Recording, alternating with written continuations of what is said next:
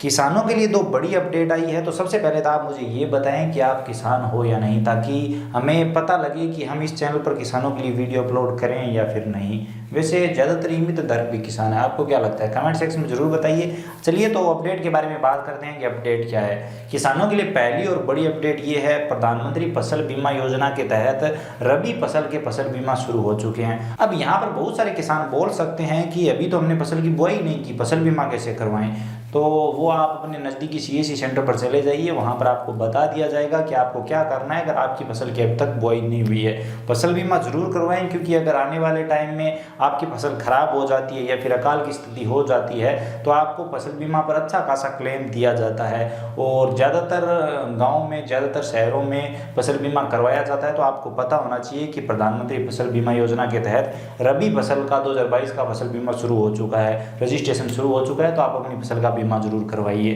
बाकी आप comment section में ये भी जरूर बताएं कि आप फसल बीमा करवाते हैं या नहीं, बता सकते हैं आप। तो चलिए बात करते हैं दूसरी अपडेट की। दूसरी अपडेट ये है कि समर्थन मूल्य पर खरीद का जो रजिस्ट्रेशन है वो 27 तारीख से शुरू होने जा रहा है। जी हाँ, 27 अक्टूबर से।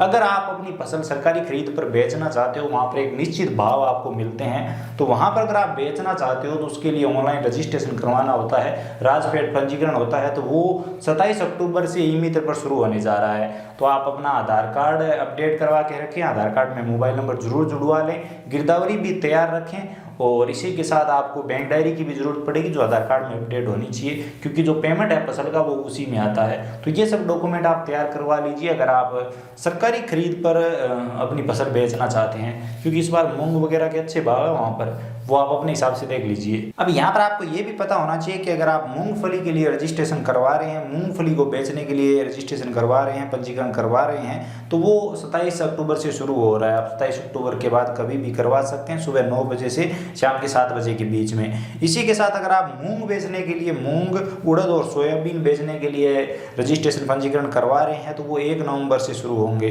अब यहाँ पर बताए गए हैं कि कितने खरीद केंद्र खोले गए हैं, और इसी के साथ यहाँ पर ई-मित्रों पर ये काम होगा। इसी के साथ यहाँ पर ये भी भाव बताए गए हैं, जैसे कि मूंग के समर्थन मूल्य 7,755 रुपये मिलेगी आपको, और जो उड़द है उसके 6600 रुपये मिलेंगे, और मूंगफली के 5,850 रुपये भाव रहेंगे, और सोयाबीन के 4300 रुपये प्रति क्विंटल के हिसाब से भाव रहेंगे। तो ये भाव है। तो आप आज करंट भाव देख लीजिए बाहर जो आपको मिल रहे हैं और सरकारी खरीद पर आपको जो मिल रहे हैं। तो अगर आप सरकारी खरीद पर बेचना चाहें, आपको लगे कि हाँ यहाँ पर फायदा है, तो आप रजिस्ट्रेशन जरूर करवाएं, क्योंकि आप पंजीकरण जितना जल्दी करवाएंगे उतना जल्दी आपका नंबर आएगा, आप अपनी फसल वहां पर बेच सकेंगे। अब डॉक्यूमेंट के बारे में बताया गया है कि किसान के पास आधार कार्ड, बैंक डायरी, खसरा गिरदावरी होनी चाहिए। लेकिन अगर कोई किसान बिना खसरा गिरदावरी के पंजीयन करवाता है तो उसका पंजीयन रिजेक्ट कर दिया जाएगा, मान्य नहीं होगा, वो फसल अपनी नहीं बेच पाएगा।